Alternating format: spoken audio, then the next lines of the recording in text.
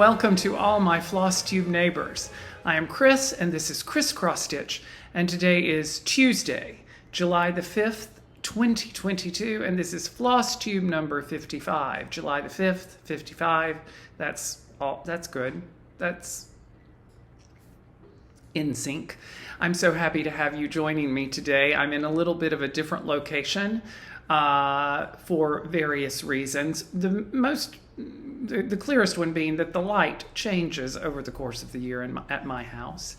We have all of these wonderful windows on the side of our house, and the places that I usually film are either too light or too dark. So here I am in the great room, as we call it, and I'm happy to have you here with me today. If you're a new viewer, this is a channel primarily about cross-stitching. Although there is more than just cross-stitching, that's the only craft. And if you are a returning neighbor, welcome. I'm sorry that I missed you last week. We were having road work done in front of our house, and it just was not conducive at all to either the recording or my sanity, which is fragile to say the least. Today's going to be a bit of a short video because it's been a wild couple of weeks and I haven't done as much cross-stitching as I'd like, but I have worked on a couple of things and I have some updates to give you, and I just didn't want to miss another week. But we always start each video here at Xrossstitch by naming Handstanding Cat. Handstanding Cat is the top of Tiki, Tree of a Thousand Faces. Tree of a Thousand Faces. I'll get my teeth in here in a minute. You know, it takes me a while to get warmed up. Tiki tree. It looks like I'm wearing a hat, doesn't it? Handstanding Cat is the top of Tiki, Tree of a Thousand Faces, a piece of teak driftwood in the corner of my bedroom, and the top of it looks like a handstanding cat. And each week, one of my wonderful neighbors names the cat. It really looks like I'm wearing a hat, doesn't it? If I do that, it just looks like I have a strange fascinator on the side of my... It's a great lamp, though. Okay. Anyway, Handstanding Cat, this week, each week it's named by one of you neighbors. And this week, our dear neighbor, Terry M., my notes are up there, so if you see me looking up, Terry M. has named Handstanding Cat Garfield. Garfield, one of my favorite cats of all time. Garfield was huge in the 80s. Well, he's probably huge now. He's a rather large cat. But Garfield was the cat equivalent of Snoopy for me. Although I did have a stuffed Garfield, actually. Come to think of it. I had a stuffed Garfield. But Terry, thank you for naming Handstanding Cat this week Garfield. I want to give you an update on the wonderful Miss Mary Will Sal that has been going on for the past month or so. I said that we were going to end that at the end of June, and June has ended. So we're going to officially call it to a close. But as you know, if you continue, well, let me tell you about the Sal, first of all, if you don't know what we're talking about, if you're new to the channel. The wonderful Aya Rosen, a fantastic artist, designed 2 charts for me to use as a tribute to my dear Miss Mary Will. I told the story of Mary Will last year, and then I recently posted it several episodes back. And this is a mystery, well, not a mystery stitch along. This is a stitch along we've been doing to raise money for Dolly's Imagination Library, a organization founded by Dolly Parton, which provides children under the age of 5 books, 1 a month, until they reach the age of 5. It's a favorite charity of mine because reading was so important to me, still is, and Miss Mary Will was one of the formative people in my life who encouraged my love of literature, my love of reading, and was a teacher herself. So these 2 fabulous daffodil patterns were lovingly given by Aya, and so many of you have contributed and stitched them, and I'm happy to say that our Miss Mary Will endeavor has raised $3,814, which benefits a total of 153 children. So I'm just so pleased at that. Again, we're going to officially call it done, but if you do donate going forward to Dolly's Imagination Library, if you would like to stitch these charts, I will keep it. I'm not going to not send you the charts. If you do decide that you would like to donate, you can do it one of two ways. You can do it through my Buy Me a Coffee link, which is below. I will see your email address, and then I will email you those charts. If you donate directly to Dolly's Imagination Library, the link to that is also below. Please send me a screenshot or email me a copy of your thank you email that they send you, and I will send you the chart that way. I am going to show you my completed, I'm going to have finished the first one by next week for sure, and then I'm going to continue to add the second one the way I'm doing it moving forward. So I'll continue to show it and talk about it every now and then. So I guess it's not officially closed. But anyway, thank you so much. Xrossstitch and my neighbors, we as a channel, together over the past just over a year since I started this channel, I tabulated it. So between Ted's Change Jar and Miss Mary Will Sal, we have raised $10,441 to Dolly's Imagination Library in Quechota. So thank you for that. If I were to stop this tomorrow, then I would consider this Flosstube journey a tremendous blessing and a phenomenal success. Just if I had to stop tomorrow. I'm not stopping. I'm just saying, we've done good. So thank you for that. Thank you, Aya. Thank you, each and every one of you who have contributed, who have stitched the chart, who have shown it on social media. Thank you so very much. And I know those kids will thank you too. It's kind of like, it's very Jackie O, isn't it?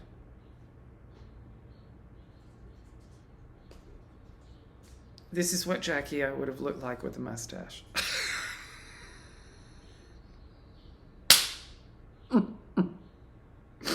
Okay, so it's been weird. My stitchy bug has been molting. It's not that I haven't had a stitchy bug. It's just that I have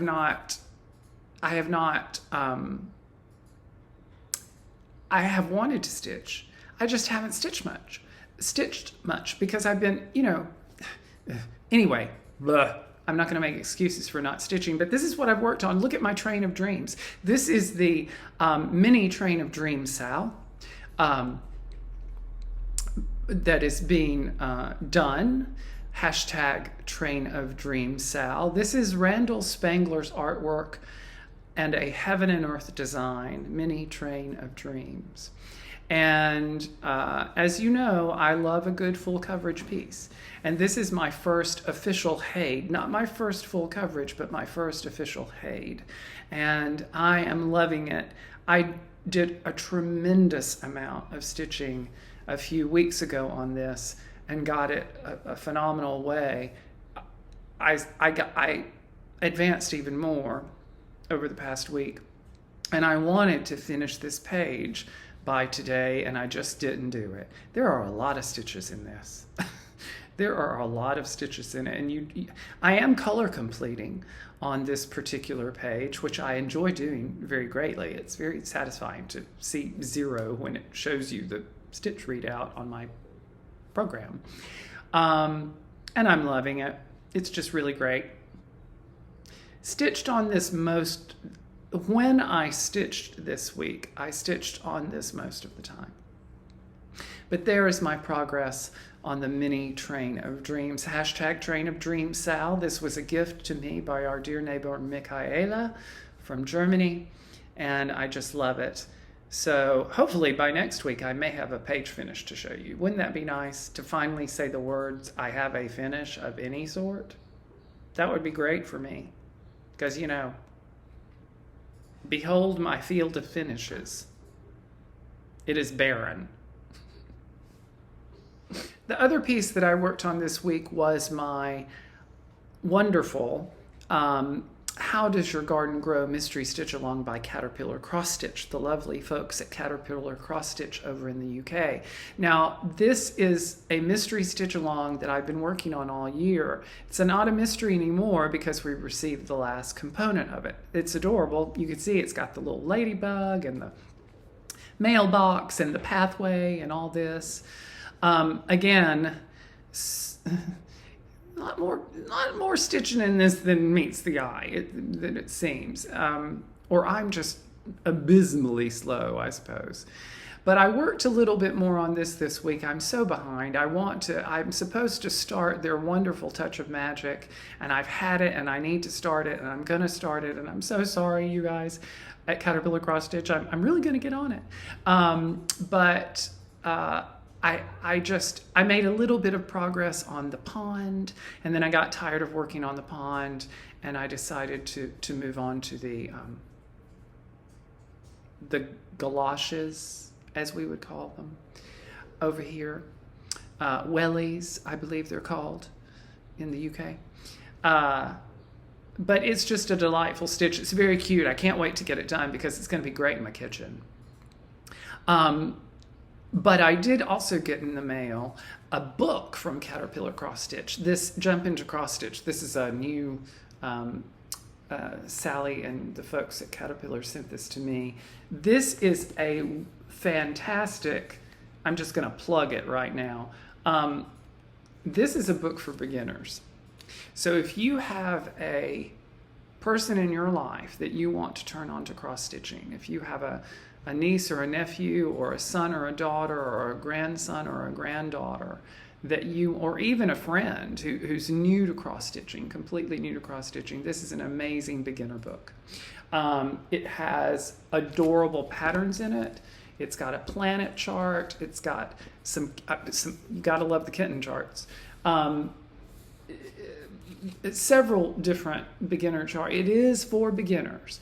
And but what an amazing, but it's a great beginner book. It's very clear, it's very detailed. I just love it.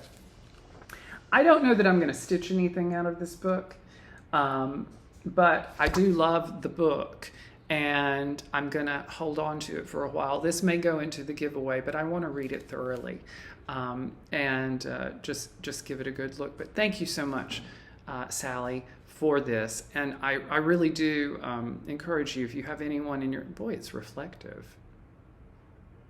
If you have anyone in your life that you want to turn on to cross stitching, this would be a good way for them to start.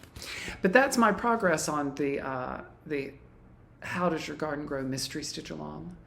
And hopefully I'll be more, I don't think I'll be finished with it next week, but hopefully I'll be further along if I can stitch on more than one or two things. It's time for story time with Chris, and today I have pulled out Granny's poems. I was thinking, you know, I try to put some thought into these episodes, or I do put thought into these episodes. I'm just checking my hair to make sure I don't look like a Medusa. And I was thinking about, well, summertime stories. I mean, summer was hot in Alabama. So, and I could tell you any number of, you know, lovely Southern anecdotes about eating watermelon on the front porch, you know, on a newspaper, or playing tennis in 99-degree heat and 100% humidity or anything like that. But I remembered one summer. Well, I remembered a lady who lived down the street, and I remembered that Granny wrote a poem about her, and for the United Methodist Women poems that she had written. So I decided to pull out a couple of those and read a couple more to you and tell you little stories about them. But the woman I'm talking about is Miss Leela Ogden. And This is Granny's poem about Miss Leela. Now, Miss Leela is one that putters around. She loves the kitchen and coffee that's ground. That was a stretch, Granny. Really. She just wanted something to rhyme with putter around. Now, Miss Leela, I'm going to start over because I interrupted the flow of the poetry. Now, Miss Leela is one that putters around. She loves the kitchen and coffee that's ground. She fixes the salads and lots of good dishes, then gives you the dishcloth and bids you good wishes. Now, this is a true story. Miss Leela would come to the fellowship suppers. And Miss Leela, you know, she's a wealthy woman. Her family had money, has money, and she would always come to the fellowship suppers and luncheons with something. She would always bring a dish that she had fixed because she was a good cook. But she'd never clean up. She'd just leave. And all the other ladies, you know, would help, you know, because you help clean up. I mean, I go over to friends' dinner parties now, or did, and, you know, as soon as it's over, I'm standing up trying to collect plates with them, and they look at me like I'm crazy. They're like, what are you doing? Sit down. But that's how I was brought up, right?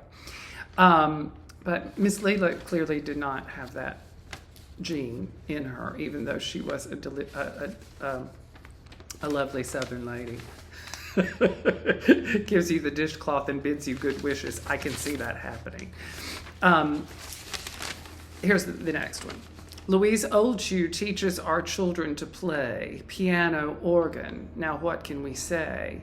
No subject is too hard for her to discuss. She's really a gal we can all trust. Now, Miss Louise Oldeshoe was my piano teacher for a short amount of time. She lived down the street in the only house in our town that was really still there that had been built in the Victorian era. No, there were kind of two. There were two, really. But our houses in our hometown weren't necessarily like that. But Miss Louise Oldeshoe lived in a traditional Victorian home, like you would see in San Francisco or someplace like that, with the curved, you know, there was a section of the house that was curved, and it was, you know, 3-storied and what have you, with a little peaked roof. And she was like Mrs. Havisham from out of a Dickens novel, because she was quite old. She was a tremendously good piano teacher. Anybody who played piano of a certain age in my hometown had studied with Miss Louise Oldeshoe. And she wore her hair swept up, white hair swept up in like a Gibson style, and, you know, she wore older clothing. And you'd go in her house, and it was like going into a museum with newspapers from, you know, this was in 1970 something or early 1980 something. And there were newspapers from 1932 on the table there. And everything was, you know, lace doilies. And it was literally like stepping into another era. It was remarkable. Miss Louise Oldeshoe, she of course died, but she taught piano right up until the bitter end, and she was such an interesting lady. She always would scold me because my hands weren't as clean as she wanted them. And I washed my hands every time before I was going to a piano lessons, but I was a little boy. I mean, I played in the yard and mud patties and what have you. You wouldn't know it now, but I was quite a rough and tumble little boy of the South. Louise Oldeshoe. Okay, here's the third and final one that I'm going to leave you with today, and this is a bizarre one, and could also substitute for, you know, a Heloise household tip but here you go. Elizabeth Stokes is what you call perpetual motion. She polishes her furniture with Jergens lotion. When she does a job, it's always well done. She's a determined lady and has always won. That was not one of my grandmother's better ones, but she but she did include the interesting tidbit that Miss Stokes polished her furniture with Jergens lotion. That's true. And this was a subject of great consternation among the United Methodist women. I have to tell you, I heard Granny on the phone talking about this with several different women. But her furniture always looked so good. So someone asked her one time, "Well, what do you use on all your woodwork? It looks so. Do you use Pledge or Endust?" And she was like, "Jergens lotion." So there you go. If you have a sideboard in your home that is perpetually dusty or listless or doesn't have quite the sheen that it once had. I said once. Did you hear that? That's so Southern. I can't believe I did that. Try Jergens lotion. It just make your sideboard look brighter than before.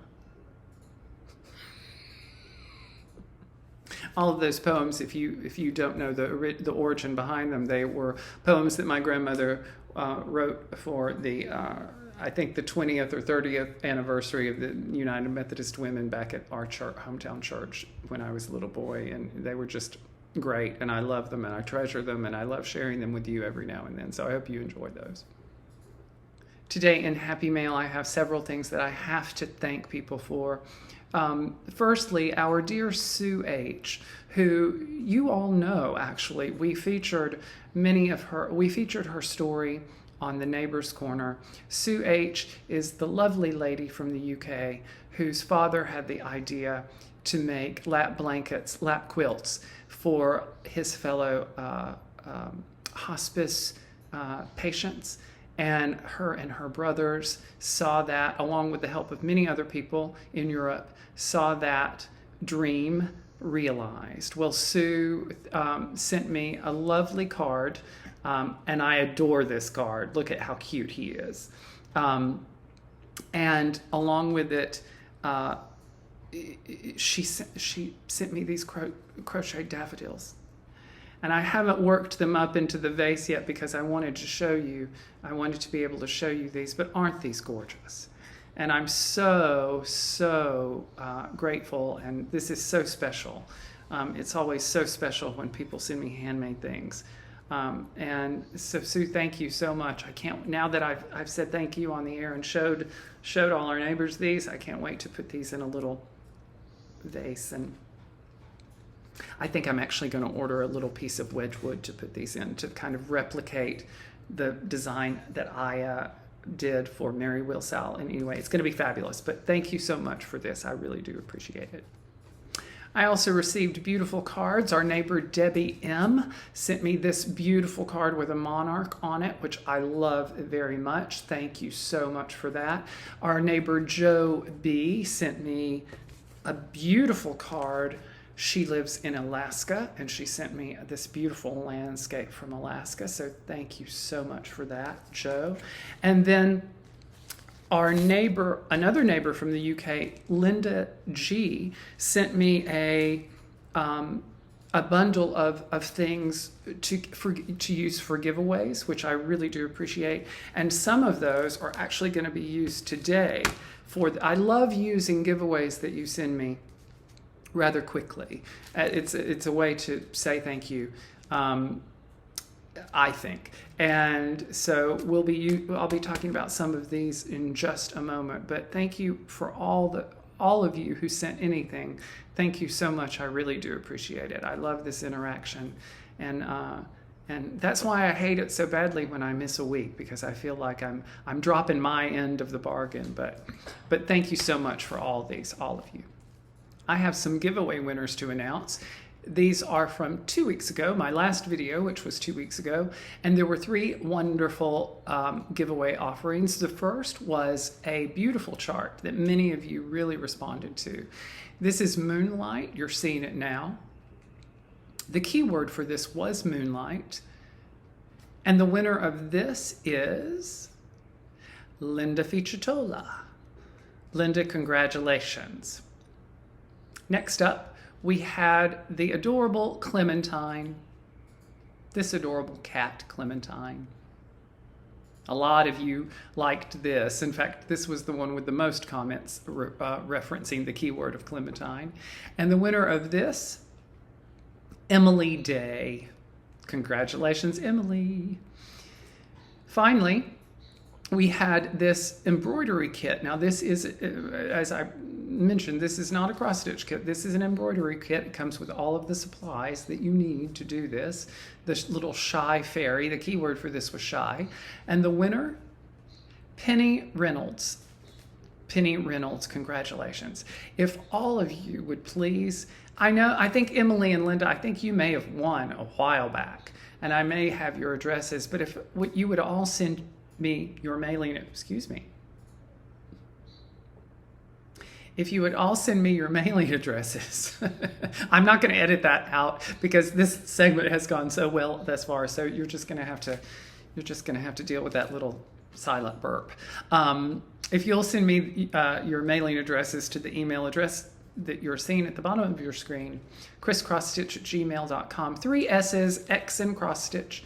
I will get those to you. I'm going to be doing giveaways this week, so all of you from the past month that have won something, they're going to be in the mail. I do them, it's falling out now that I do them once every 3 weeks, so those will be on their way to you. Today we have 4 giveaways, and they are all due to the generosity of our neighbor Linda G that I just mentioned a few moments ago. Some of these are actually holiday themed because I know you do Jolly July, although you probably won't get these in time for Jolly July. I'm giving them as a reference to Jolly July, and because I know that some of you begin your holiday stitching early. The first is a little mini book of 4 small charts. This is the Mickey and Friends Christmas chart book. These are 4 small designs. You get Mickey, Minnie, Goofy, and Donald. This is adorable. The keyword for this is going to be Mickey. M-I-C-K-E-Y, M-O-U-S-E. Mickey, the keyword for that. The second chart is another small chart. This is adorable. This is Christmas Kitten. Christmas Kitten, and look how cute he is. Just adorable. This is going to be the keyword kitten, K-I-T-T-E-N, kitten. Very cute. The third chart is another small. This is Stitching Makes Me Happy. Stitching Makes Me Happy. And the keyword for this is going to be happy. Happy. Something we all need to strive to be now. And lastly, in honor of Linda being from the UK, this adorable kit, this is a small card kit, Time for Tea, with those cute little birds on it, Time for Tea. And the keyword for this is going to be tea, T-E-A, tea. As with all giveaways here at Xrossstitch, please be 18 years of age or older so that I can ask you for your mailing address. Please be a subscriber to the channel, like the video, and don't use any keywords that might flag people searching for freebies or anything like that. You all know the procedure. So there you go, 4 giveaways. So that's our video for today. A little light on the stitching, a little heavy on Granny's poetry, and some fun giveaways. And I hope that you are having a good week thus far. I hope that you have a good week ahead. Next week, I really want to bring some finishes to you, whether it's a page finish or you know, maybe a full finish if I were to get going on my How Does Your Garden Grow Sal. I want to show you some starts. I have a couple of things that I want to start. I have to show you the Hade that I'm planning for my birthday start. So next week, maybe we'll be a little bit back on track. Missing a week always throws me off a bit, but I'm so glad we had this time together. I got to talk about Carol Burnett at some point, because you talk about formative people in my life. She was certainly that. I don't know her personally. Oh my God, I would love to. She is one person I have never met, and I want to so bad. I am so going on a tangent right at the end of the video. Anyway, I love you all. I hope that you have a good week. And I can't wait to see you next week. And until next time, take care and bye-bye.